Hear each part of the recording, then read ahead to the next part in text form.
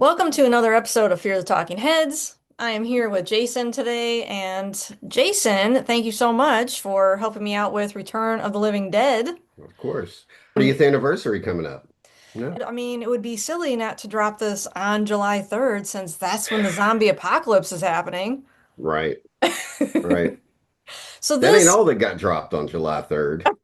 We'll right? cover that later. Yeah, we're going to cover that for sure. Yeah, we're gonna So cover that. I do feel like this is a zombie movie that we hadn't yet seen because it opened up some new tropes. Absolutely. Like the zombies not being able to be killed. If you hit them in the head, they're not going to die that easy. It's No. like you almost had Right. to separate all the parts, and even then, I thought you said if we destroyed the brain, it'd die.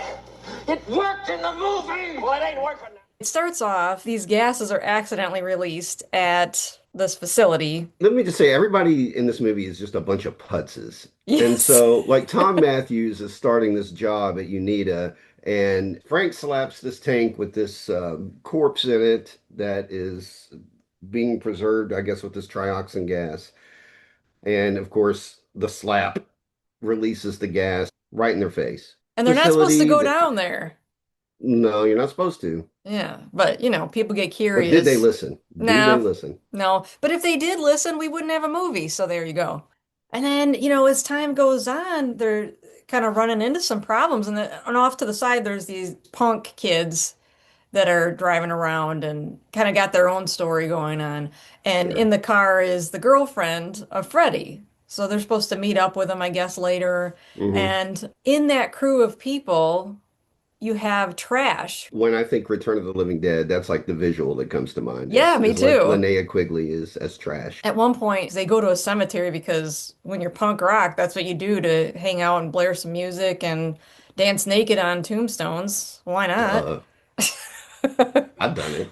But Trash is obsessed with death. And at one point, she turns to this guy that's sitting next to her and she says, Do you ever wonder about all the different ways of dying? Violently? I wonder, like, what would be the most horrible way to die?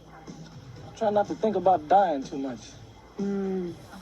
yeah, so that's one of my favorite scenes, actually.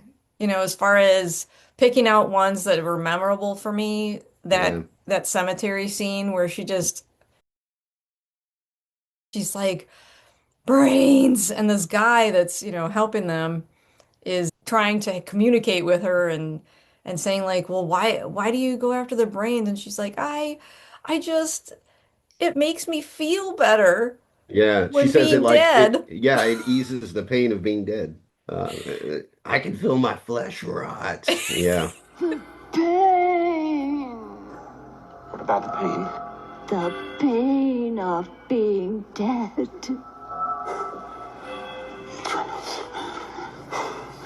Hurts to be dead.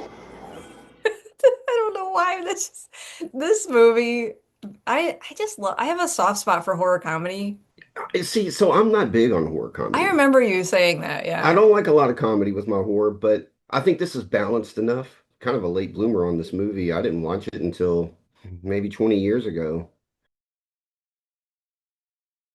So the paramedics arrive and immediately get attacked by the zombies. Now, mind you, the whole gang, the punk kids and the guys from UNITA and the guy that works at the crematory and owns the funeral home or whatever, they're all shacked up in the crematory, and they call the paramedics, and the paramedics come, they get assaulted by zombies. And then while the I guess dispatch is radioing in to the ambulance, one of the zombies makes his way to the ambulance and gets the CB and is like, send more paramedics. And they do, and they get eaten as well.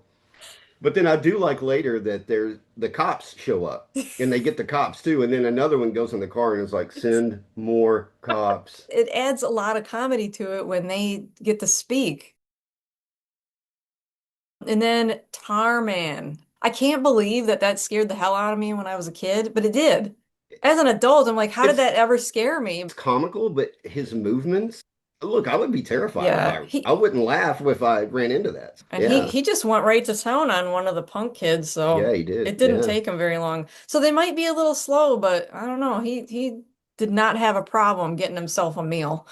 Well, and I think he's just as iconic as Linnea is for. Oh, for sure. So you go the whole movie not really questioning where this is taking place. And to most people, it probably is not a big deal. But for a guy who lives in Kentucky and lives 50 something miles from this location, so at the end, when you pretty much, now, if you haven't seen it, spoiler alert, but you find out that there's not much that can be done here, right? So the only resolve that we have left is nuke it. Just nuke the city, right? So one of the guys that's inside the crematory with him, I think maybe, gets a hold of the military, who gets a hold of the general that's in charge of this whole project and wakes him up in the middle of the night with a phone call. And he's like, all right, so he gets up out of bed, goes over to his computer system in his bedroom, and he gets on the phone and he's like, yes, sir, Louisville, Kentucky. And I was like, what? And so the last thing you see is wherever this military base is stationed at that fires this huge cannon, locks in the coordinates and blasts Louisville off the map. And then you find out it's like, okay, so the death toll is under 4,000 or 40,000 or something. And it's like, okay, well, we can live with that. Like, that's cool. Something I think it's important to cover is they're at the crematory. So the first corpse that they really encounter, they chop it up and they cremate it, which releases this trioxin into the atmosphere because, Right. it's blowing out the chimney and it causes acid rain, which is what brings the dead up out of the ground. And that's where your big problem is. I'm a fan of the Return of the Living Dead series. I've seen two maybe once, and I don't remember much about it, but I really liked part three as well. And I think there's a four. I don't know if I've seen it, but no, they're fun movies. July 3rd, zombie apocalypse. You got to be ready. Listen, and prayers up for Louisville. I'll be thinking of you guys on the third, man. Peace. Peace, Louisville. Peace and prayers. All right, until next time, thanks for tuning in for Fear the Talking Heads.